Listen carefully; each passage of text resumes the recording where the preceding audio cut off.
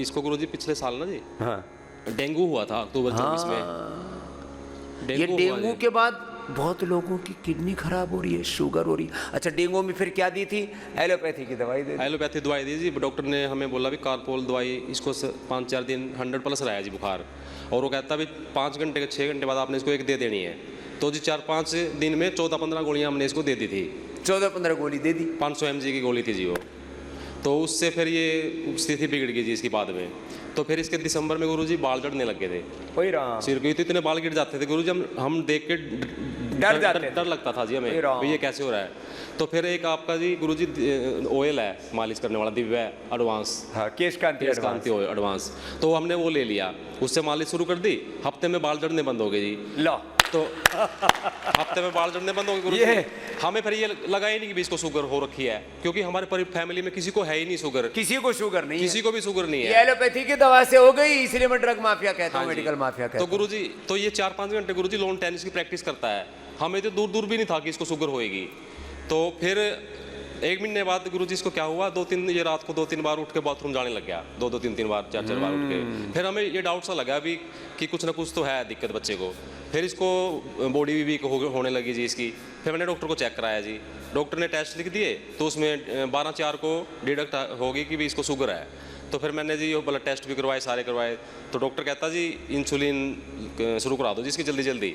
तो हमने जी, हम भी मतलब एक बार देख के डर गए जी, भी ये क्या हो गया बच्चे को, हमारे तो किसी फैमिली में है ही नहीं। और जब 4-5 घंटा प्रैक्टिस करने वाला बच्चा, सोच भी नहीं सकते भी इसको ये चीज़ हो जाएगी। मैंने बच्चे इसीलिए अपने लोग उसमें स्पोर्ट्स में डाले हुए हैं कि भी ये अपना फिजिकली फिट रहें और मोबाइलों से दूर रहें और शरारतें ना करें, ताकि बिजी रहे बच्चा।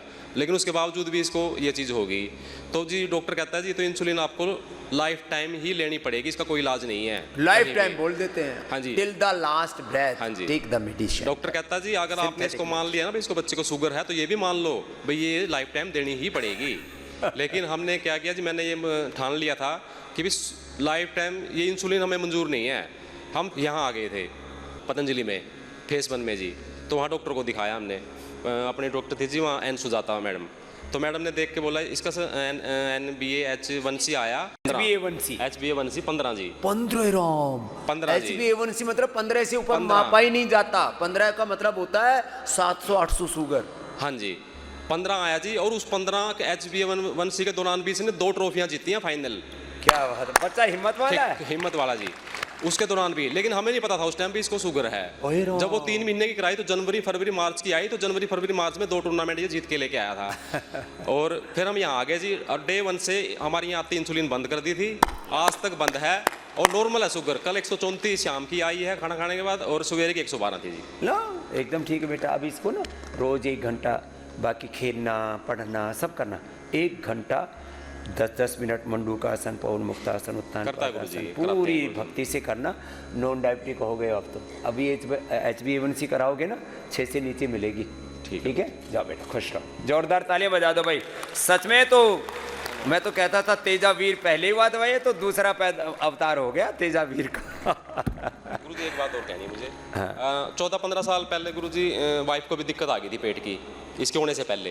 तो डॉक्टर कहने लगा भी आपको दूसरा बच्चा नहीं होगा और करना भी नहीं, आपने रिस्क मत लेना। तो फिर चलो जी, हम वाइफ थोड़े दिन परेशान रही जी।